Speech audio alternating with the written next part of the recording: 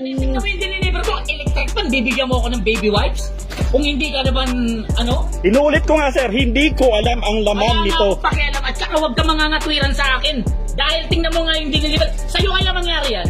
Oh, magbaliktad tayo ng sitwasyon. Ay, pero mahinahon ka dapat, hindi yung nagagalit ka. Nakakairita kayo eh. Isipin mo, electric pan yung... Nag-uusap tayo ng matino tapos sisigaw-sigawan mo ako, minumura mo pa ako. Sa tingin mo, lalamig ang ulo ko, ganyan yung ginagawa nyo? Dideliveran nyo ako ng ganyan?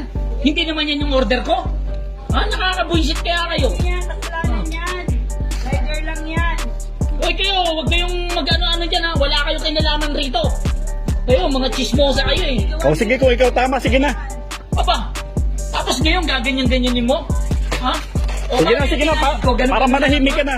Ha? Ganun-ganun na lang yan. Yung Para pinay- manahimik ka na, alis na ako. Aba, dapat lang yan. Kayo, nagdi-deliver kayo, mali-mali. Palibasa, wala kayong mga pinag-aralan. Ganyan kayo makasta. Sige, manlait ka pa, sige lang, okay lang. Ngayon dito magdi-deliver kung ganyan yung gagawin nyo. Wala kayong ano, pabidyo-bidyo ka pa, pabidyo-bidyo ka pa. Siyempre, ebidensya ko to, bakit ba? O, bakit? May karapatan ako. Gusto mo kasuhan kita? O, di ko, magkaso ka. Ha? Sige, magkaso ka. Ito bang kapal na mukha mo ah. Kapal na mukha. Grabe ka. Ganyan-ganyan ka pa.